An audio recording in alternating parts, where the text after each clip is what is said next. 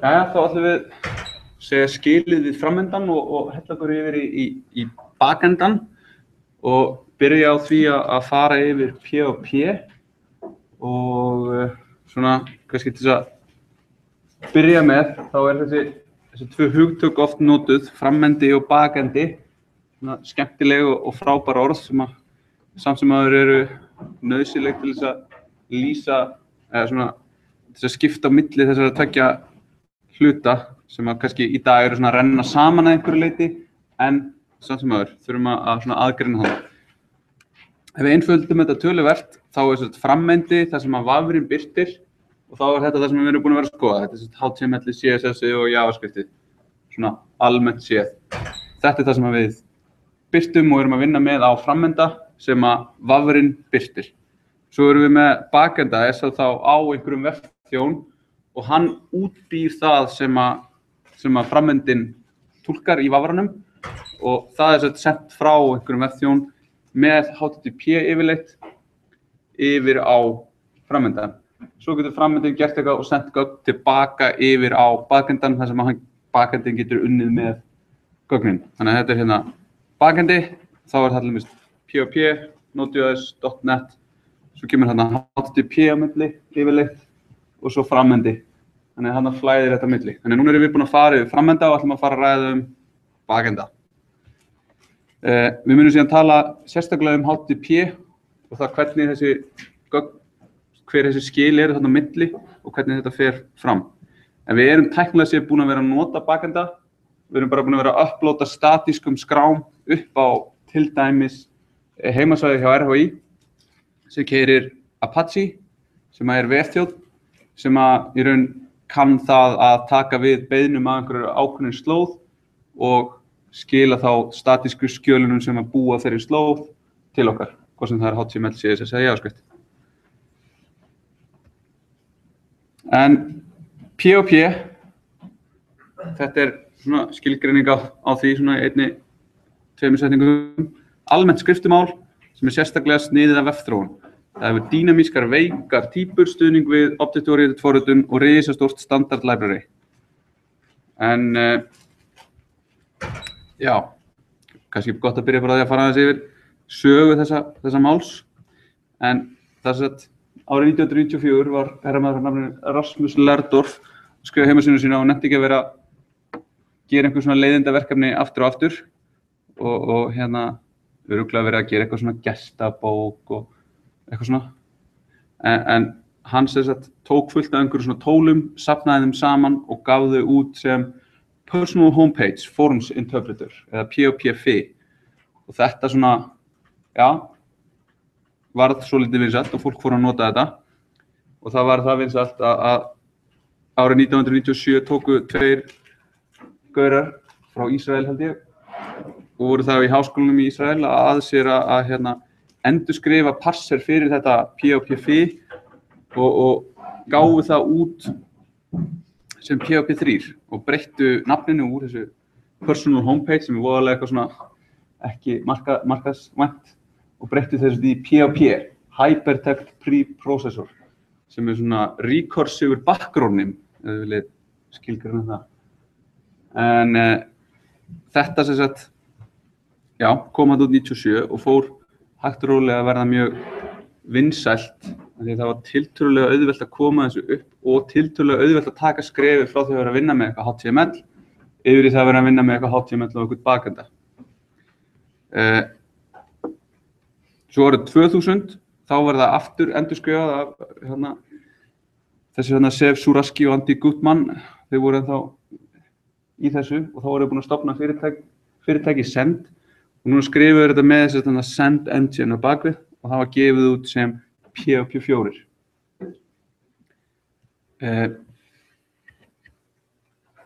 Svo var 2004, ég er ekki alveg þess að dagningu, en síðan var POP5 gefið út á Send Engine 2 og með mörgum viðbótum og svona bótum og þetta útgáfan sem svona í dag í keislu. Það ekki komin eitt POP6 eða POP7, það sé þarna eitthvað, en POP5 svona það sem í gangi. Og nokkur svona point releaser á því, kíkjum að þetta En einn af stóru göllunum við POP er Unicode stuðningurinn og það var byrjað á því að gera eitthvað svona POP 6 verkefni sem átti að leiðrétta þennan stuðning, en hann mistókst, varð aldrei neitt official release og var í raun mikið af virkninni sem var búið að gera aukalega í POP 6 var backportað yfir í POP 5 af því að þeir sáu að þessi hugmyndir myndi ekki ganga. Og svo var núna, bara held ég fyrir nokkrum mánuðum, var byrjað á POP 7 sem þá POP Next Generation. En það pælingi var svo að POP 6 svona hálf ónýtt út af því að það búið að vísa í það í mörgum greinum, bókum og þess að það myndi bara valda rugling. Þannig að núna er POP 7 komið á teikniborðið.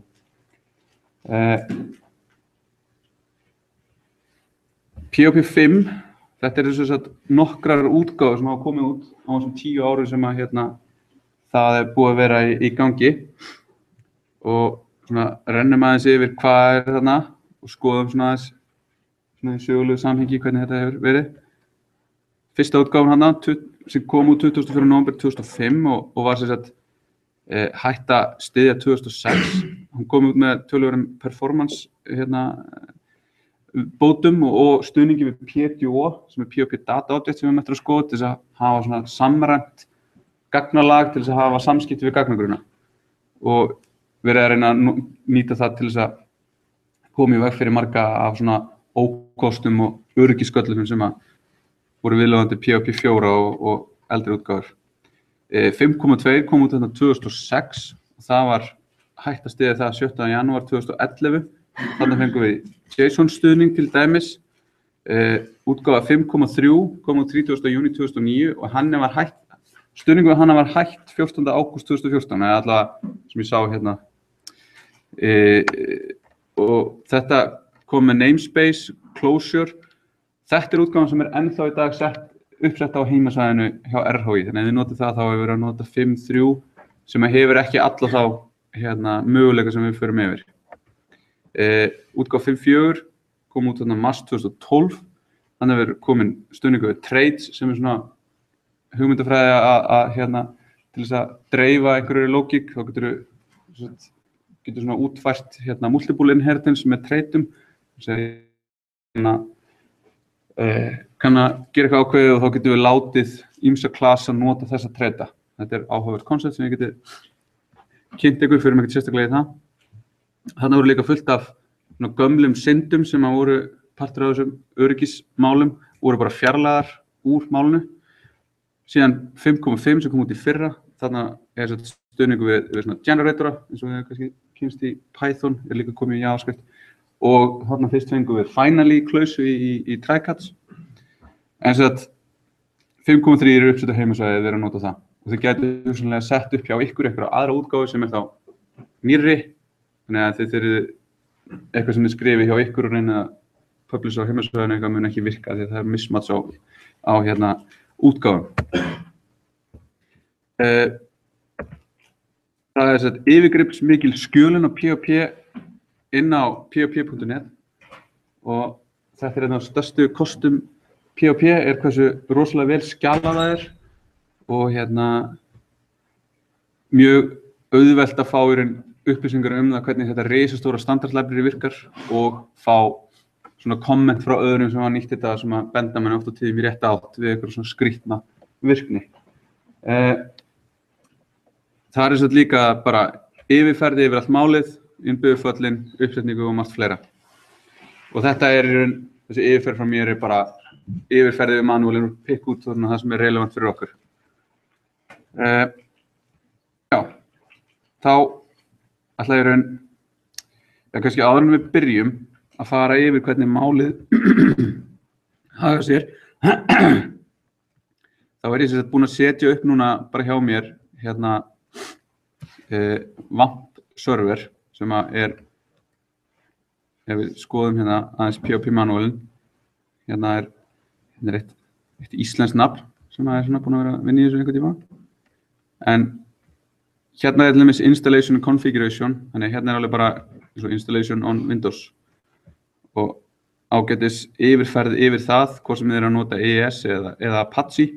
Svo þess að til hérna sem heitir WAMP og það bara hérna WAMP server og hér bara þetta að fara inn og sækja bara þennan WAMP server og það sem að hann gerir síðan er að koma hérna með niður í svona einhvern server hérna, segir undir offline-una. Hérna hægt að komast í og gera ýmsar breytingar á Apache. Hann sett WAMP stendur fyrir Windows, Apache, POP, eða MySQL og POP. Og við erum með Apache uppsettin hérna og hér til dæmis http-conf sem stillingarskráin fyrir Apache. Hérna líka hægt að komast í villulog og access-log fyrir Apache ef þið hafa aldrei fliktað þessu, en Apache er sett vefþjóðnin, hann notar POP og hér er POP uppsetningin. Hérna gætum við sótt aðra útgáfu af POP, hérna erum við að keyra bara 5.5.12 sem er bara, ég held bara nýjasta útgáfan. Hér er þetta breyta einhverjum stillingum og hér er þetta að fara og kveikja á svona extensionum eins og við getum þurft að gera þegar við förum að hérna, við erum nú með hérna PTO fyrir SQLite sem við munum nota til þess að skoða þess að tengjast við gagnagrunna, en síðan er þetta líka að koma með MySQL og þá er hérna þjónustu til þess að stoppa og kveikja á MySQL þjónunum og við höfum í raun og alltaf sem við þurfum til þess að byrja að búa til einhver verkefni sem nota POP og MySQL. En þetta er mjög auðvelt að nota og hérna maður er mjög fljótur að fá þetta upp. En þá fæ ég raun og veru bara hérna svona þjón, hann hérna birtist svona þegar ég kveikja á þessu, segir mér hvað er uppsett og eitthvað svona, er með einhverjum svona tólum hérna, POP MyAdmin leið til þess að eiga við MySQL grunna. Við getum séð hérna POP Info sem er svona síða sem að gefur okkur svona segir nákvæmlega hvernig stillingarnar eru og hérna oft á tíðum nytsamlegt til þess að sjá hvað við erum að díla við, hvort að útgáfan sem við erum að nota sé að styðja þetta og hitt. En svo getum við raun og veru bara fengið hérna. Svo fáum við bara direktoríu hérna sem er við setjum hann upp undir hérna þessu vaff og þá getum við sett upp einhverja möppu hér og þá er þessi hérna mappa að mappast við þetta. Þannig að hérna sjáum við að hún er bara að lesa upp statískar skrár og svo getum við keyrt hérna POP dæmi og þetta getur síðan fært yfir á heimasvæðið ykkar og keyrt þar. En eins og þar er index.html tekið sem svona fyrsta skjal, þannig að mun index.pop að samanskapi vera tekið sem fyrsta skjal og opna. Ok, þá ætlum ég að bara fara yfir málið svona og bara sýna ykkur dæmi og skoða þetta svolítið. Allur POP-kóði er innan svona delimitra eða afmarkara sem að skilgreina hvar er POP og hvar ekki. Og þeir eru nokkrir, en við notum sem sagt goggur spurningmarki POP. Þannig opnum við og segjum nú erum við að fara að skrifa POP-kóða. Og svo lokum við með spurningamerki, goggur lokast. Þær eru til, þeir valda bara vandræðum og það er langt best að nota bara þetta hérna. Það er ekki krafa að hafa svona enda afmarkara eða þarna spurningamerki goggur lokast og það er jafnvel æskilegt ef við erum bara með einhvern kóða. Með einhvern klasa sem við erum að skilgreina, þá þurfum við bara að opna eftir skjalinu spurningamerki POP og svo þurfum við ekki að loka. Þegar við lokum þessu og gerum til dæmis new line eða ítum áherslu á einhvern staf þar, þá er hann túlkaður sem HTML. Eða sem eitthvað sem á að outputa, þegar það er það sem er utan þessara afmarkara. Síðan í 5.4 kemur svona echo tag sem er þá svona leið til þess að skrifa út strengi hratt. Þegar við munum sjá að þetta er svolítið svona, verður oft á tíðum svolítið verbose hjá okkur þegar við erum alltaf að gera spurningamerki POP, echo, eitthvað breyta eða print eða eitthvað til þess að skrifa eitthvað út í skjali hjá okkur. Þannig að þetta verður það þannig að það er mjög auðvelt að blanda saman HTML og POP. En það er mjög auðvelt og það er það auðvelt að oft á tíðum getum við fengið alveg svakalega suppulegan og leiðinlegan kóða. En við viljum sem sagt alltaf halda okkur við það að aðskilja lógíkina okkar frá útlitinu. Við höfum sýnt ykkur svona einhverja leiði til að gera það og svo svona ef við förum að gera eitthvað ennþá stærra þá myndum við vilja fá okkur eitthvað svona framework sem að hjálpar okkur enn frekar við það að gera þetta og við munum taka í raun svona almenna umfjöllun framework og einhver svona POP framework. Hérna sem dæmi það hvernig við getum búið til HTML kóða sem að inklúdar eitthvað POP. Þannig að þá ef við skoðum hérna hoppum í graðan og hérna dæmið það að við erum að nota fall sem að heitir header og það sem það gerir að skrifa út header og við erum að skrifa út það við sem að gera þetta sé UTF-8 hjá okkur. Þetta er svipað þegar við setjum meta charset UTF-8 nema þetta mun alltaf taka forgang yfir því sem að HTML-ið okkar skilar og stækka með dans. Þannig að þegar við skoðum hérna HTTP munum við sjá aðeins frekar hvernig þetta virkar. Við erum að deyfa ljósum enn frekar.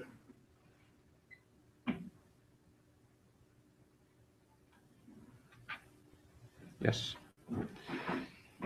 Herðu. Skiptum hérna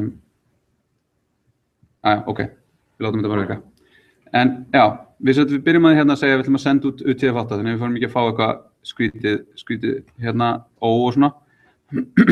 En hérna erum við bara með síðu sem að ekki eins og við eigum að gera hana en bara sem dæmi að við skrifum hérna út bara eitthvað HTML og svo hérna koma sér afmarkarar og við skrifum út með echo sem er innbyggður operator teknilega séð ekki fall en hann skrifar út það sem er í breytunni foo og við sjáum að það er hérna bar og svo lokum við þessu.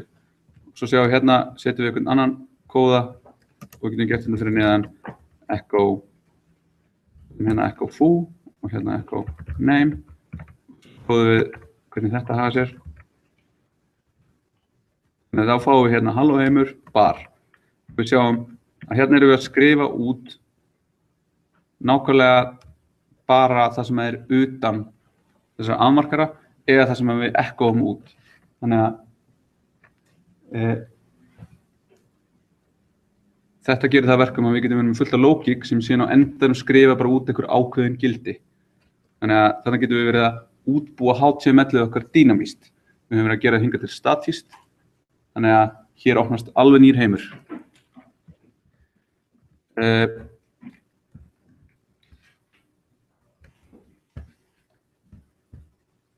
Síðan erum við með þess að aðskilja skipanir. Þá erum við að nota semikomu og hún er ekki valkvæm eins og í JavaScript, þannig að hérna verðum við að setja semikomu og við sleppi henni hérna og já, veist það, og keri hér. Þá fáum við bara parservillu frá í raun hérna frá þjónunum. Það er ekki alltaf að lita svona, þetta er eitthvað svona extension sem við settum upp með þessu, en við fáum hérna í raun, þá var verið að parsa skjalið, það var villa, hún var að expecta semikomu eða komu, hún segir hérna þetta gerast á línu 15. Þannig við sjáum á línu 15 vantar okkur semikomu, þá er þetta komið í lag. En eins og í JavaScript, semikoman valkvæm, ekki valkvæm í PHP. Athugasemdir, þar geta verið sett svona multiline eins og í C, stöklína eða þá svona shell style svona með svona hassbang, eða svona hassi fyrir framann. Og þetta er svona dæmi gert fyrir PHP, það eru mjög margar leiðir að mörgu, það eru mjög svona hérna blandar öllu saman í einum stórum pott. Týpur í PHP, það eru 4 svona skalartýpur sem eru boolean, integer, float og strengur. Svo erum við með svona fjöltýpur sem eru þá array og object og svo sér-týpur sem eru resource og null. Svo kíkjum aðeins yfir þetta. Já, áður en við gerum það. Það er til fall sem heitir var_dump. Það gefur okkur gildi á einhverju ákveðnu breyti sem við erum að vinna með og svo á týpunar. Því að PHP er líka dýnamískt weakly typed mál eins og JavaScript, þannig að gildin hafa týpu, ekki breyturnar. Þannig að við getum verið að skipta eins og við viljum. Og þetta svona struktúrar gögnin fyrir okkur og gerir það verkum að það er oft auðvelt að sjá hvað er að gerast. Og mjög gagnlegt svona betra en að pretta eitthvað, þá bara gera var_dump. Það er svona það sem að PHP býður upp á. Þó sé alveg hægt að setja upp ykkur og debugger og svona, en já. Boolean-gildi eru true eða false og þau eru ekki hástafa næm, þannig að þau geta verið true, stóru stöðum, whatever. Svo erum við með heiltölur. Þær eru sem sagt bara setja mengið og eru skilgreindar annarkvort í tugakerfi, áttundakerfi eða 16-kerfi og deiling á heiltölum skilar float í PHP sem er ólíkt því sem gerir til dæmis í Java eða C# eða svona málum, þar sem að deilingu á heiltölum skilar heiltölu. Þannig að gott, slæmt, ég veit ekki. Svona gera verkum að það er svolítið erfitt stundum að vinna með þetta. Svo er setjum bara með nánari upplýsingar þetta. Þannig við sjáum að þetta er töluvert góð yfirferð yfir það hvað það er að gerast þegar við erum að vinna með þessar týpur. Þannig að, og svo fáum við fyrir neðan user contributed nodes og ég til dæmis einhver að lenda í einhverjum vandræðum með rounding og að það sé truncate eða eitthvað svona, en sjáum við fyrir 7 árum. Þannig að það er svona gott að líta á það hversu gamalt 10 ár, svona oft á tíðum kannski ekki gott að vera að fylgja einhverju 10 ára gamla ráðum hana. Þó stundum séu þau í lagi. Float, það er skilgreint með punkti eða með exponent í tölunni og hún getur verið sem sagt svona og það er sama með í JavaScript að nákvæmnin getur verið skrítin og þá er oft gott að nota svona einhverja epsilon virkni til þess að, eða svona epsilon check til þess að aðtúa stærðina, tökum dæmið það eftir. Og svo er líka eitthvað sem er nan, eins og í JavaScript, not a number. Svo erum við strengi og í PHP er þetta strengur röð af stöfum þar sem hver stafur er 1 bæti. Og það þýðir að PHP er ekki með Unicode stuðning, af því að Unicode þarf 2. Og já, það getur valdið okkur vandræðum. En við getum skilgreint strengi með svona single quotes að þá er allt tekið bókstaflega inn í strengnum okkar nema ef við escapeum single quote eða úrfellingakomuna og þá er allt tekið bókstaflega. Við getum ekki escape og setja new line En það getum við gert með að setja gæsalappir að þá getum við sett inn escape sequences og breytur. Við getum sett hello, svo dollar foo og ef foo er world þá kemur hello world. Þannig að það er túlkað svona. Þannig að þarna er munur á því hvort við erum að nota úrfellingakomu eða gæsalappir. Svo er til svona syntax sem heitir heridoc og nowdoc og þeir eru svona til að skilgreina langar blokkir af texta. Og munurinn er á annað að túlkar breytur, hinn ekki, þannig að eins og gæsalappir og úrfellingakomunar. Tjekkum að því aðeins á eftir. Svo getum við saman að strengi, ekki með plus eins og JavaScript, heldur með punkti. Þannig að þetta var örugglega eftir að skrifa punkt í staðinn fyrir plus og plus í staðinn fyrir punkt. Þeir eru að skipta á milli PHP og JavaScript. Þannig að hérna erum við að skrifa hello og hérna bætum við breytu og setjum síðan new line á eftir. Stafasettin, þetta er sem við sagðum, ekki Unicode stuðningur, svo við getum ekki treyst föllum sem eru að vinna með strengi. Eins og hérna er quote úr manuálum held ég bara. Að ef við ætlum að skrifa forrit sem að eiga að nota Unicode, eins og flestu forrit sem við viljum nota í dag, þá þurfum við að passa okkur að nota ekki strengjaföll sem að eru ekki sérstaklega merkt með að þau séu þessi multibyte. Til dæmis getum við ekki nota substring til þess að vinna með einhvern streng sem við sendum í gegnum eitthvað form á bakendan, af því að hann mun trýta hann sem 1 bæti per streng, að meina við erum með 2 bæti per staf og hann mun að öllu líkindum skemma gögnum okkar. Þannig að við þurfum að passa okkur á því að nota þá föll sem eru merkt sem multibyte. Og við kíkjum eins og hérna. Þá sjáum við að hérna er aftur hellingur af dæmum þetta og svo ég reyndar ekki hérna vísað í strengjaföllin, bara típuna. Við getum séð hérna eins og Þá sjáum við hérna, þetta byrjar að yfirfæra yfir types og svo breytur og konstantar, functions, svo svona sem ég hef notað þetta. Sjá, substring, þannig getum við leitað, þá sjáum við dæmi það og hérna sjáum við dæmi hérna til fall sem að gerir multi-byte safe substring operation. Þannig að þetta leyfir okkur að nota þess að Unicode.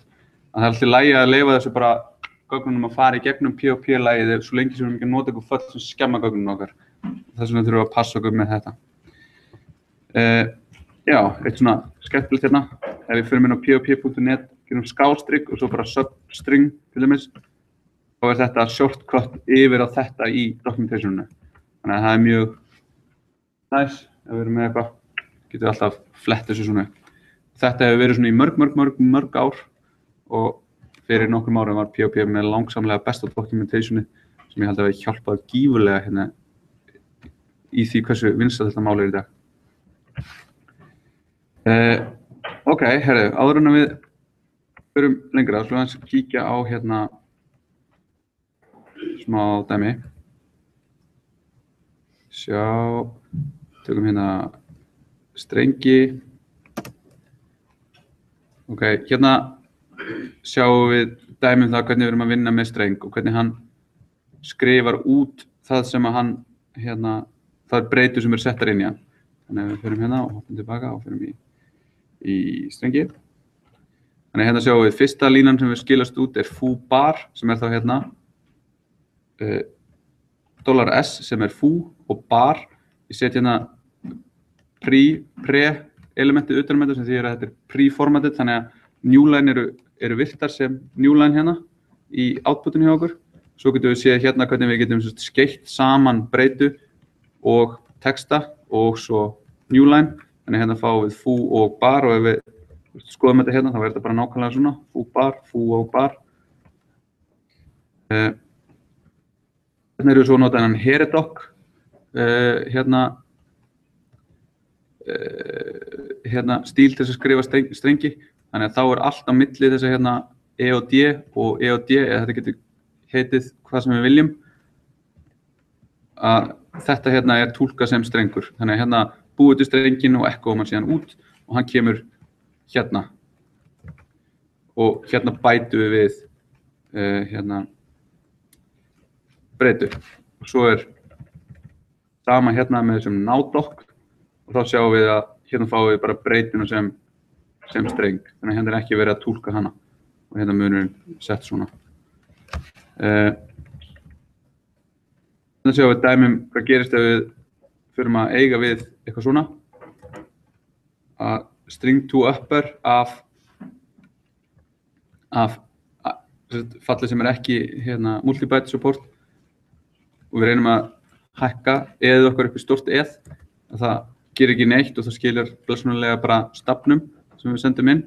En ef við notum síðan multi-byte string to upper, gefum því að þetta sé UTF-8 sem við erum að vinna með, þá kann það og skilur okkur réttu. Þannig að þetta sem sagt eitthvað sem við þurfum að passa okkur á að vinna með strengi. Sjá.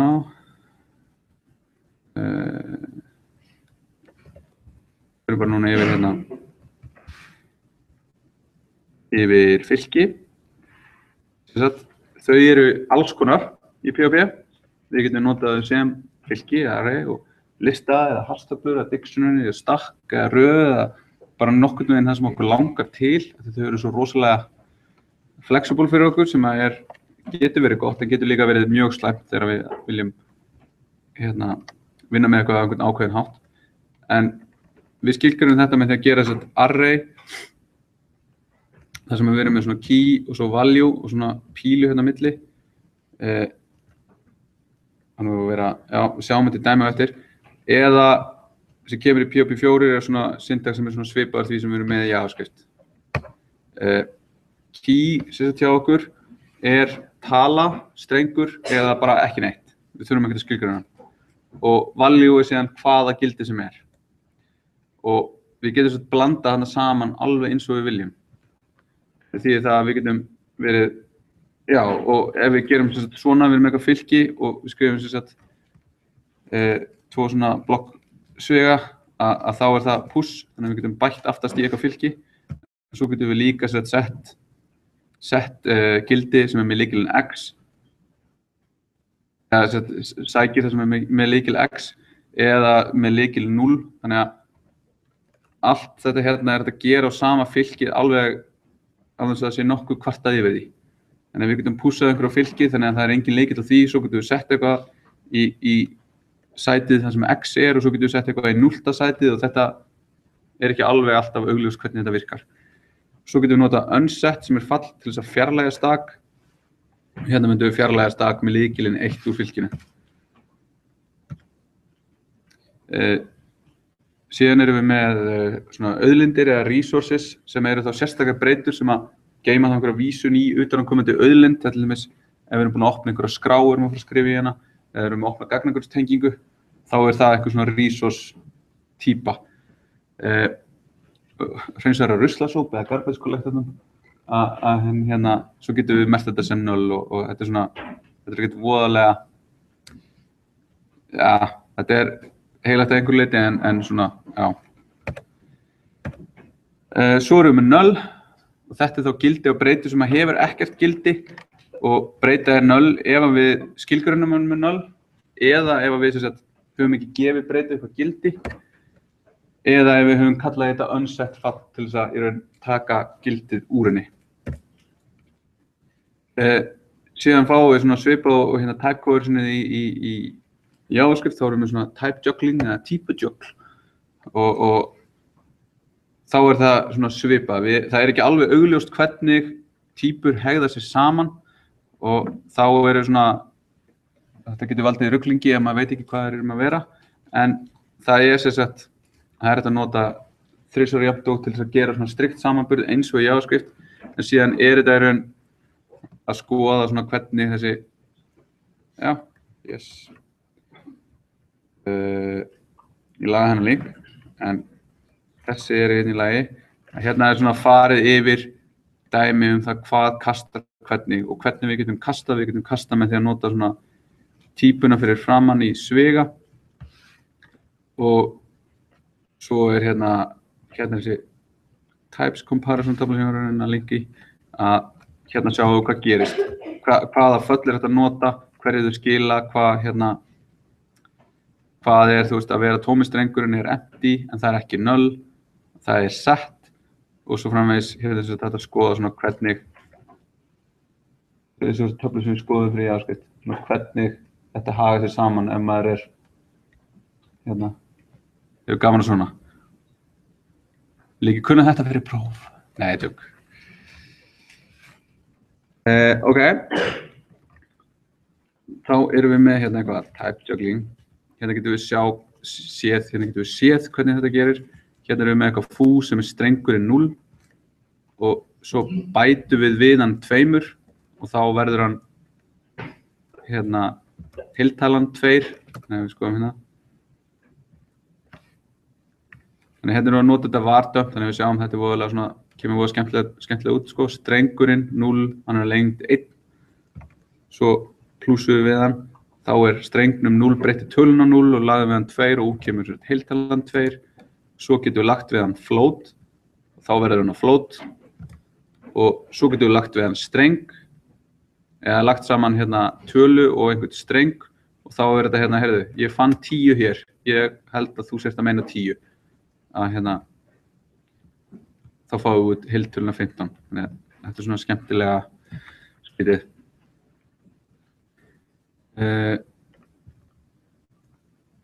Hérna erum við með síðan dæmi tölur og boolean hérna. Sjáum að bool, þú veist, þetta bara true hérna og þetta bara hefði þessi eins og maður býst við. Svo erum við með hérna heiltölur. Sett í hérna tuga, oktal eða hexa og hér til dæmis hægt að setja inn ólöglega oktaltölu og hún bara túlkuð eins og það sem að við myntum örugglega, en þá fáum við hérna 8 í staðan fyrir villu. Hérna fáum við þess að heiltölu deilingu fáum við út float. Hérna dæmum það að hérna leggjum við saman 0,1 og 0,7 og margföldum með 10, en það gefur okkur 7 út af því að það er ekki hérna kastið úr integer, nei úr float yfir í integer, það hegða sér ekki nákvæmlega sem maður myndi gera ráð fyrir. Og hérna er svona dæmi það hvernig við getum notað svona epsilon til þess að athuga að hvort tvær tölur séu hérna þær sömu eða ekki. Þess að velja okkur bara eitthvað gildi, epsilon gildi og taka hérna absolutt gildi af þeim til þess að bera það saman. Þetta sjáum við að þetta skilur okkur true hérna. Og þá að hérna þessi undir einhverju epsilon gildi sem við gefum okkur að sé nægilega mikil nákvæmni fyrir okkur til að segja eitthvað sem sé það saman. Svo getum við búið til nan með því að gera einhverja aðgerð sem að skilur okkur ekki neinu og þá fáum við hérna þetta verður floatið nan og is nan er svo fall til að athuga hvort eitthvað sé nan eða ekki.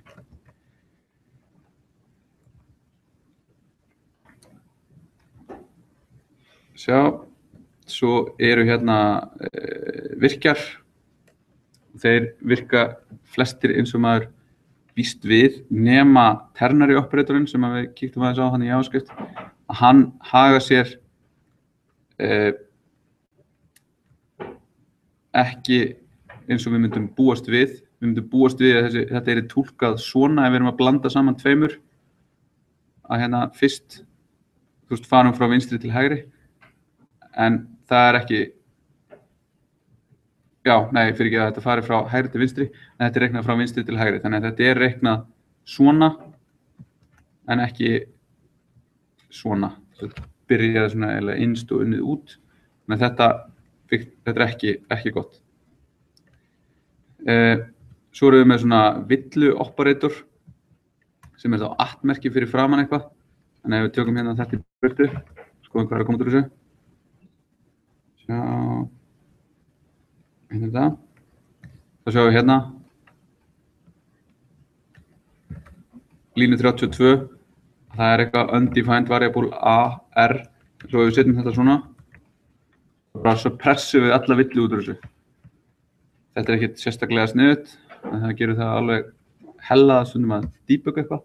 En við viljum helst ekki vera að nota þennan skrýtna operator nema við séum með eitthvað virkilega góð ástæðu til þess. Svo eru hérna hvernig við búum til fylki. Þannig að hérna erum við að búa til fylki sem er með lykilinn foo og gildið 1, lykilinn bar og gildið 2, eitthvað fylki sem er bara með stökunum 3 og 4 og svo með strengjunum 3 og 4. Og svo getum við fara að gera eitthvað svona sniðugt eins og að skoða samanburð og leggja þetta saman hérna. Þannig að ef við erum hérna A plus B sem þá þessi hérna 2 fylki og sjáum við að þau er bara skeytt saman og við fáum hérna foo og bar og svo fáum við bara, index 0 og index 1 verða þá 3 og 4. Þannig að við getum konkatinera þetta saman fylkjum. Svo getum við athuga hvort að fylki séu þau sömu. Er A og B það sama? Nei. Er B og C það sama? Já. Og þá er þetta hérna út af því að þessu er kastað í samanburðinum. Og svo getum við notað hennan stranga samanburð til þess að hérna fá þá það sem við búist við. Svo er hérna að segja svona í lokin skuggalega slæmur operator sem er svona execution operator.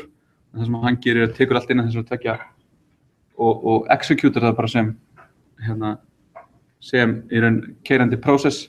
Og til og með þess að við köllum þá í dyr hérna, þá bara köllum við því dyr hér. Þannig að ekkert sérstaklega sniðugt.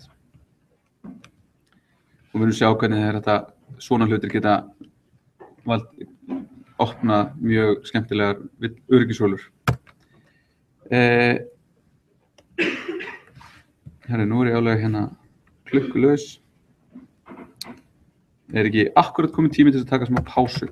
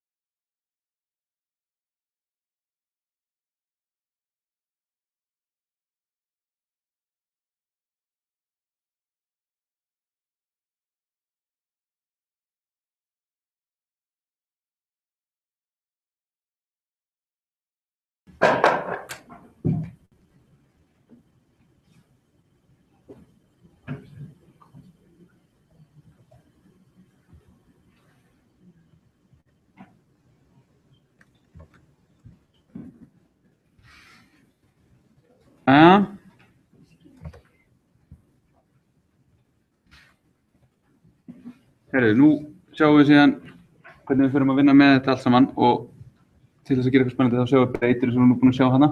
En við skilgreinum breytu með dollarmerki og svo einhverju nafni á breytunni og það er case sensitive þannig að A og stóra er ekki það sama. Þannig að þetta er dæmi breytu. Við getum skilgreint þar og þá fáum við gildi nölu sem nefndum áðan. Við getum síðan skilgreint vísanir eða aliasa með því að setja ampersand fyrir framann. Þannig að þá getum við vísað í aðra breytu, eins og hérna getum við verið að vísa í, þetta er í raun pointir á A, en svona ekki eins og maður myndi gera, eða svona virkar ekki eins og sé, svona ódýra útgáfsfærslunni. En hérna, þetta er svona til þess að fá einhverja reference virkni og sjá hvernig við getum notað hana síðan á eftir til að skoðum föllin. Svo erum við með static breytur, þær eru skilgreindir einu sinni í falli og svo í hvert skipti sem við köllum í falli þá halda þær sama gildi og þær voru með áður. Þannig að hérna getum við verið með einhvern svona tellera sem er með einhverja static breytu inn í sér sem að hækkar í hvert skipti sem við köllum í fallið. Þannig að gott, slæmt, ég veit það ekki. Scope í POP, það er hægt að hafa aðgang að föllum fyrir utan breytur fyrir utan föll eru aðgengilegar. Ef við skilgreinum það að við viljum ná þér með því að setja lykilorðið global fyrir framann. Utan falla eru aðgengilegar utan falla, en innan falla er local scope, en við getum nálgast ytri betur með því að merkja þær breytur sem við viljum sjá með því að setja global fyrir framann. Þannig að hérna getum við verið með breytu í ytra skópinu og við getum haft hana global með því að merkja þetta svona og þá getum við notað hana. En þetta er svona, við mælum ekki með því að gera þetta, bara taka inn breytur og skila einhverju breytum. Svo erum við með skemmtilegt hugtak sem er super globals. Þetta eru fylki sem eru alltaf aðgengileg og þau eru þetta super globals. Þá erum við með dollar globals, en þetta eru allar breytur sem eru í global scope. Þannig að í staðan fyrir að gera bara global og svo einhver breytur þá getum við líka skoðað inn í þetta fylki og náði gildi á breytum. Svo erum við með underscore server, þar sem eru svona ýmsar upplýsingar sem að eiga vefþjónustu sem við erum að keyra á. Við erum með underscore get, þá erum við búin að gera eitthvað HTTP kall sem er með einhverja breytur í query-strengnum og við getum náðið þar, sjáum hvernig þetta virkar þegar við fyrir að vinna með gögnum formum. Svo erum við post, þá er þetta ef við notum HTTP post kallið, þá getum við nálgast þessar breytist þar. Files, ef ég er að reyna að uploada einhverju, cookies sem eru tengdar HTTP, request sem er þá samansafnur þessu öllu saman, hérna get, post og cookie og svo eitthvað underscore env sem gefur okkur upplýsingar úr umhverfinu. Við notum sumt af þessu, annað ekkert sérstaklega, en þetta er svona aðferð til þess að reyna einhvern veginn að aðskilja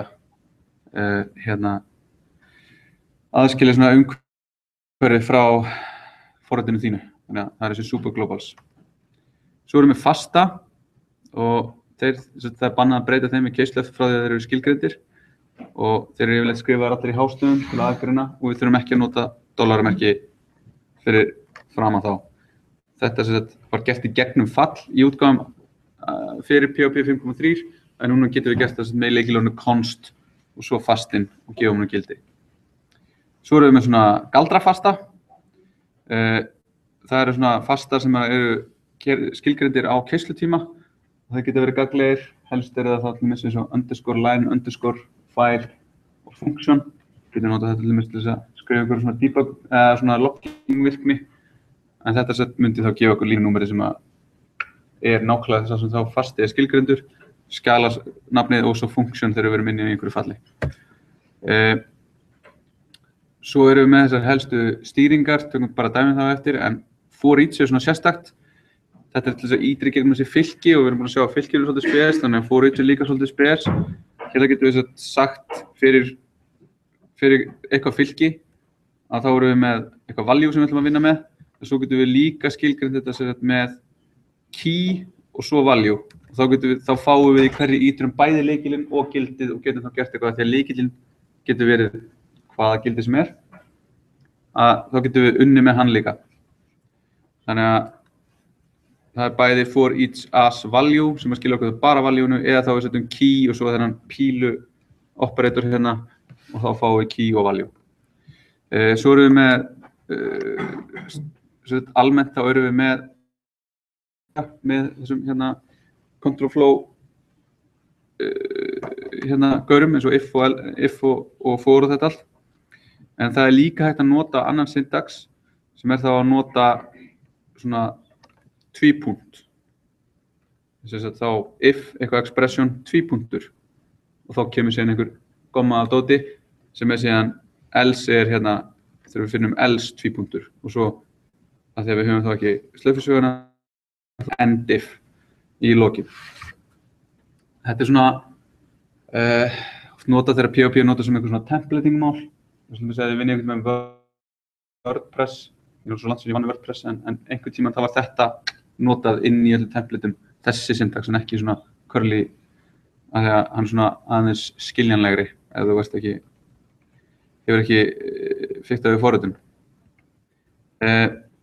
Svo getum við, áður fyrir mig þetta, skulum við taka hérna skoða dæmi þetta. Hérna. Þannig að if og else, þetta bara nákvæmlega eins og við myndum búast við þessu og svo þetta þessi hinn syntax að skrifa þetta með tvípunkti, þannig að við sjáum hvernig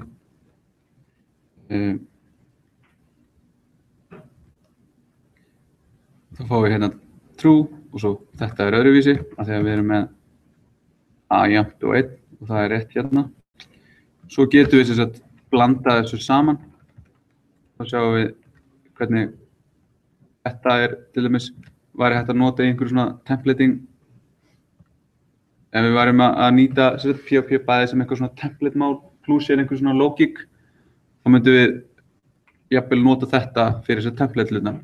Þegar við sjáum að þetta svona kannski aðeins meira svona skiljanlegra en ef við værum með þetta bara svona og hugsanlega alveg rosalega mikið af einhverju hérna á milli, þannig að þetta ekki svona stutt heldur alveg rosalega langt, þá sjáum við end if svona segir okkur aðeins meira en bara einhverju hérna slöfusvið sem lokaður.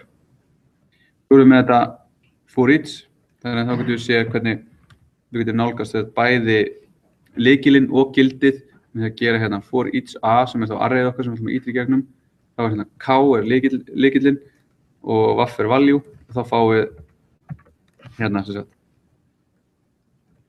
string þetta A1 1, A2 2, A3 3, 17 hérna. Þannig að svona getum við notað þetta.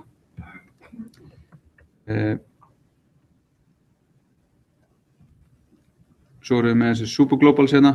Þá getum við séð til dæmis ef við erum að skoða hérna fyrir vefþjóninn sem við erum að keyra á. Hvaða upplýsingar fáum við hann. Það svona ýmsar upplýsingar sem hérna. Til dæmis HTTP host, við erum að keyra á localhost á porti 8080. Hvernig HTTP hérna tengingu, þetta svona HTTP hausar sem við erum eftir að sjá. Svo erum við að keyra hérna undir einhverju, þetta er bara global path á vélinni hjá mér og svo framvegis. Við erum hérna með einhverju upplýsingar serverinn, þannig að þetta server address, þetta localhost hérna. Og yfirleitt að nota þetta þegar við erum að skoða hvaðan fólk að koma, þá lesum við þarna úr, ekki úr server address, heldur úr hérna, þeir sem að koma, ég man nú ekki hvað breytan heitir þar, en hérna svona, áhugaverðir hlutir, tengdir HTTP helst. Svo hérna dæmi þessar breytur og hvernig við erum að vinna með þetta.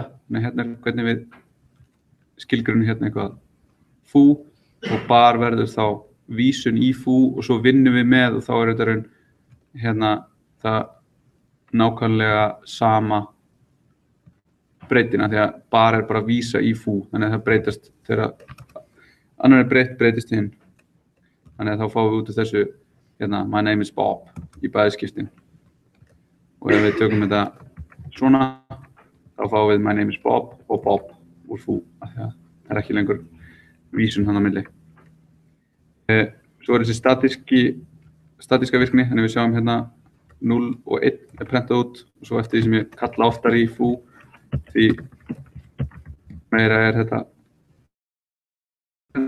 og svo vísa í A í global scope með því að merkja hann svona og þá unni með hana hér.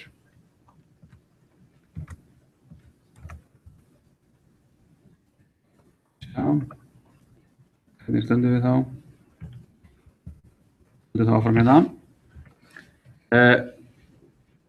Síðan þurfum við að vinna með svona kannski stærri verkefni en hérna bara einhverja litla vefi sem að gera ekkert voðalega mikið en erum kannski með einhverja klasa sem við sjáum sem við skoðum í næsta tíma og erum með einhverja gagnaklasa og við erum með einhverja virkni og við erum með einhver template og svona þá viljum við skipta upp kóðunum okkar og gera þetta svolítið svona snyrtilegt hjá okkur og þá eru tvær leiðir sem við getum notað.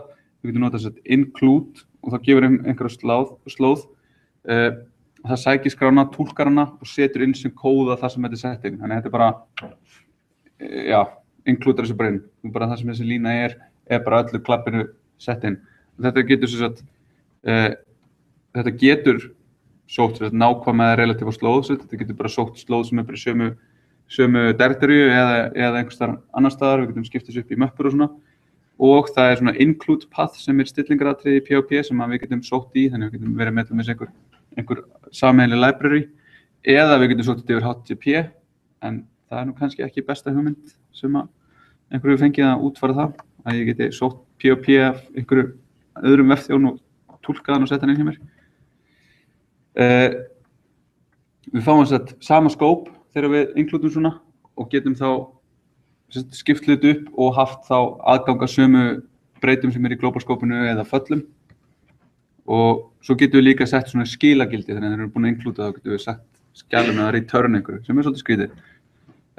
Við getum líka nota require nema require er eins og include nema það kastar villu ef þetta text ekki og það er bara keislu-villa sem bara stoppar allt og include kemur bara svona notice bara svona ég gat ekki includeað einhverju.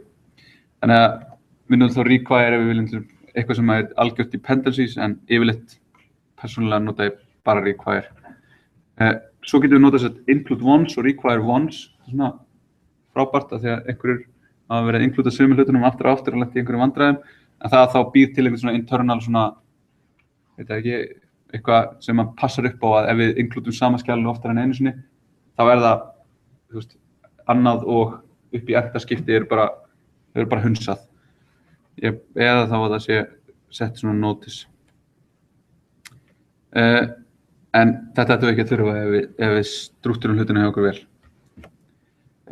Föll í PHP, þau eru skilgreind með nafni og færibreytum og þau eru til leið og forriti keiri, þannig að við getum skipt hlutunum upp og haft einhvers staðar forrit, föll og klasa og svona, þau eru aðgengilegir leið, af því það er allt keirt og allt inklúdað og svo túlkað og þá er þetta bara aðgengilegt. Við getum síðan líka skilgreind föll innan einhvers, settu inn í if skilyrði, það er svolítið gert fyrir að vera patcha svona PHP, ef þú vorst að keyra einhverju útgáfu þá ætla ég að setja inn fall sem er í nýrri útgáfu, þannig að svona einhver svona shift virkni. Færibreytur í föllum, þær eru pass by value og það er alltaf, þannig að það gerir einhver svona afritun hana. Nema ef við setjum svona alias fyrir framann, að þá getum við gert svona pass by reference og við getum líka skilgreint svona sjálfgefi gildi, þannig að við getum útbúið föll sem að taka við svona valkvæmum færibreytum. Föll, þau þurfa ekki að skila neinu og þá skila þau bara null. við getum skilað tilvísun og þá þurfum við að merkja nafnið á fallinu með ampersandi. Þannig að þetta svona kemur hann inn í, en þetta svona voðalega klúðusleg útfærsla og oft skringileg, þannig að það er ekki oft sem maður er að nota þetta. Hérna þá dæmi eitthvað fall fú sem tekur inn hérna 3 færibreytur og svo seinasta valkvæm og ef hún ekki send inn þá fær hún sjálfkrafa gildið 10. Hérna getum við sent inn vísun, þannig að við getum breytt gildinu og svo getum við skilað einhverju hérna sem að sent skilar þegar hérna sendum við inn bar sem 1 og fú bar verður þá gefið 10 og þetta skilar okkur 11 og breytir þessu gildi inn í fallinu. Frá og með PHP3 þetta skilgreina nafnlaus föll. Þau hafa ekki aðgang að skópfalls sem að skilgreina þau, en við þurfum að við skilgreinum hvaða breytur við viljum og það gildi afritað. Þannig að þetta hagar sér svolítið öðruvísi en í JavaScript. Þannig að við erum með eitthvað anonymous fall sem sett bundið við breytuna greet og það við skilgreinum við séum að nota scope. Þannig að það þá breytan hér, hún verður aðgengileg fyrir innan. Ef við hefðum ekki sett use scope þá myndi þetta vera óskilgreind breyta og þá getum við skrifað eitthvað svona almennt fall sem gerir eitthvað. En ef við breytum gildinu eftir að við erum búin að skilgreina fallið þá breytist það ekki af því að það afritað gildið, það ekki vísun. En við getum sett vísun þannig að þetta verður svolítið skrítið. En þetta hjálpar manni mikið til þess að vera að skrifa eitthvað kóða sem að bera saman eða gera eitthvað svona almennar aðgerðir.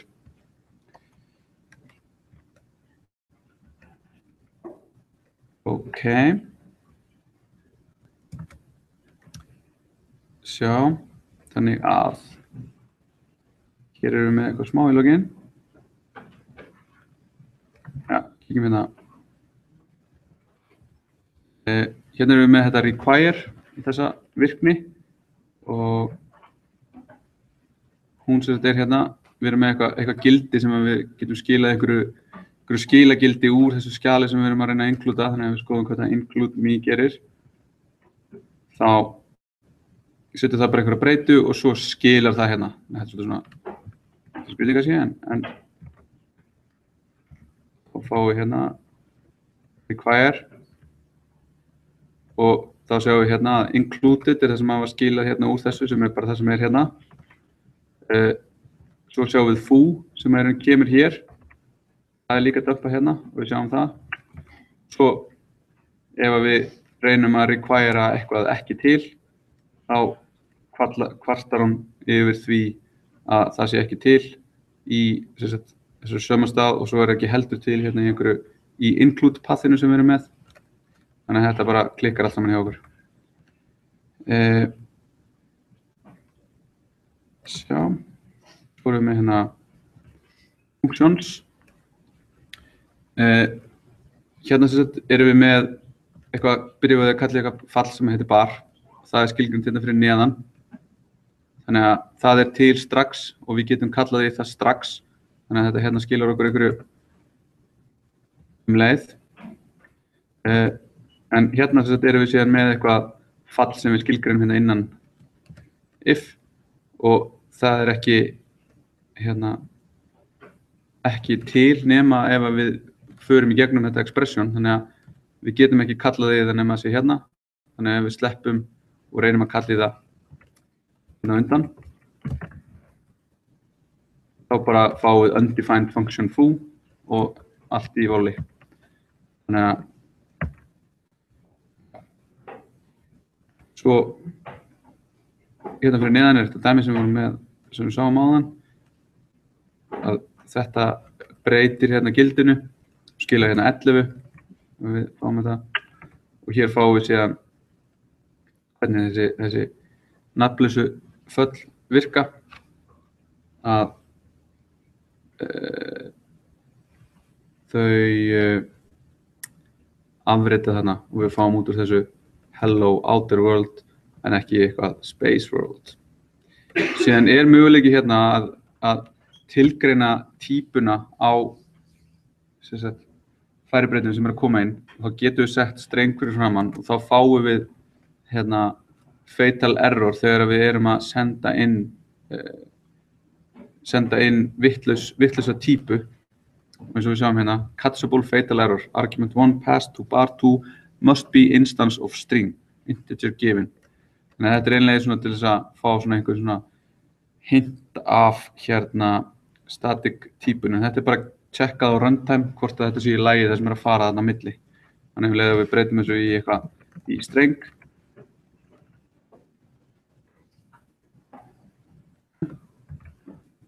Þetta ekki.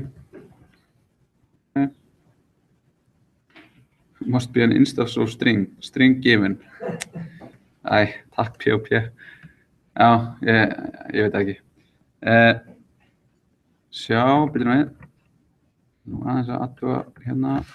Ég held að vera með eitthvað aðeins meira sem ég ætla að fara yfir.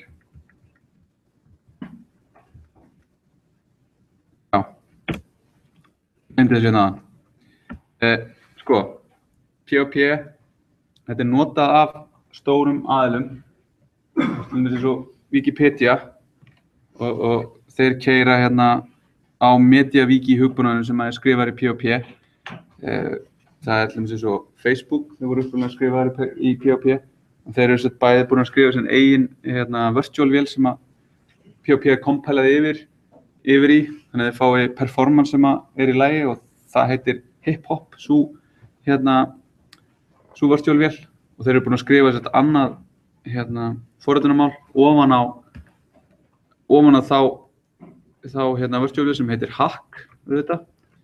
Og það er svona inspired by POP, en bætir við í raun, svona eins og við sjáum bara hérna, fáum við static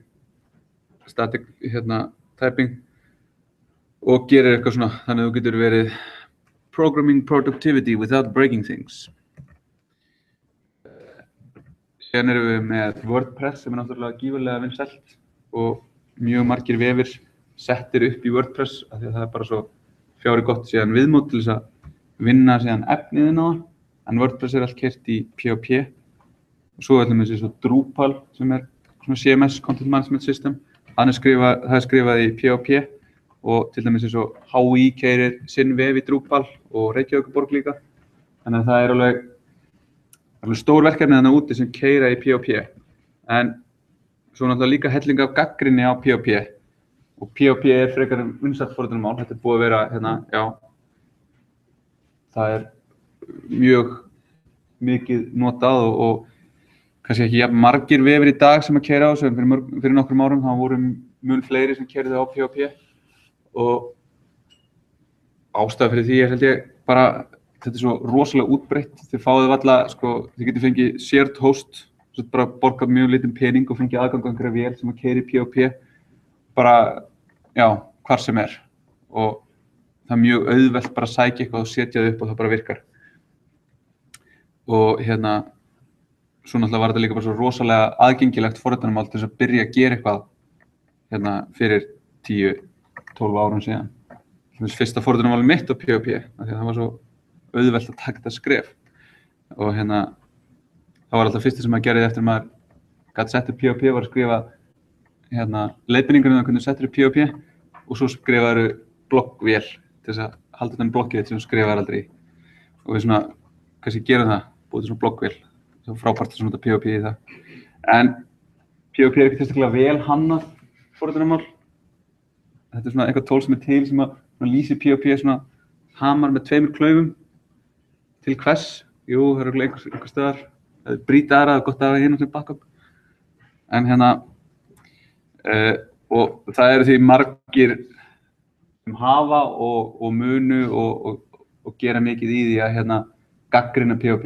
Þannig að við skreiðum sem að POP á fractal of bad design, þar sem er eiginlega búið að taka POP bara alveg sundur og bara segja bara, þú veist, það er allt ónýtt við þetta mál, þá á enginn að nota þetta er drasl.